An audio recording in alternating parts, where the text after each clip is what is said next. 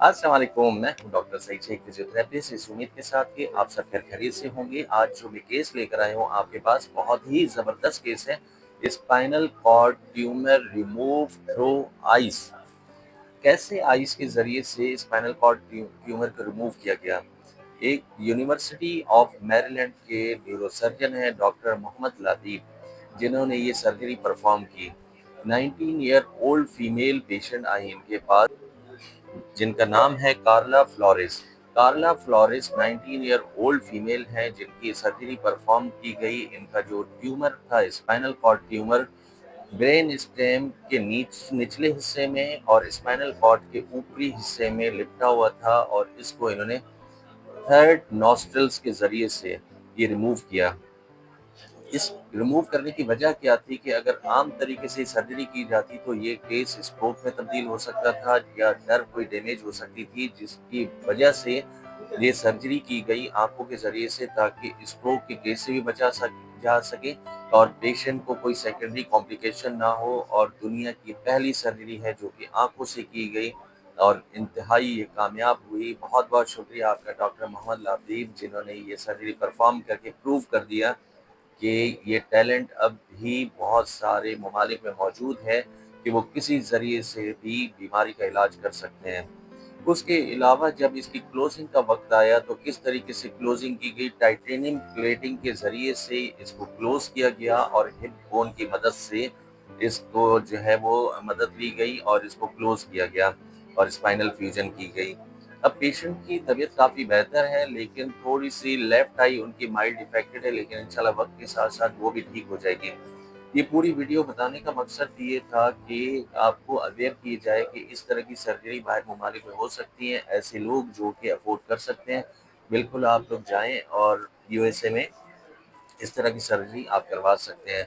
इसके साथ-साथ आप पाकिस्तान में हमारे एक डॉक्टर बदर साहब हैं जो आपको बताएँगे कि स्पाइनल कॉर्ड ट्यूमर क्या होता है। आप उनको सुनिए ताकि आप अवेयर हों कि स्पाइनल कॉर्ड ट्यूमर अगर इस तरह की आपको अलामात ज़ाहिर हों, तो फ़ौरी बरवक़्त उसका इलाज करवाना कितना ज़रूरी है। यंग मेल था, सिंपल किसी फैक्ट्री वगैरह में काम करते थे, तो उनकी और कोई एक्टिव इश्यूज नहीं थे। उनको जस्ट काम जब ज़्यादा करते थे तो कमर में हल्का फुल्का दर्द होता था।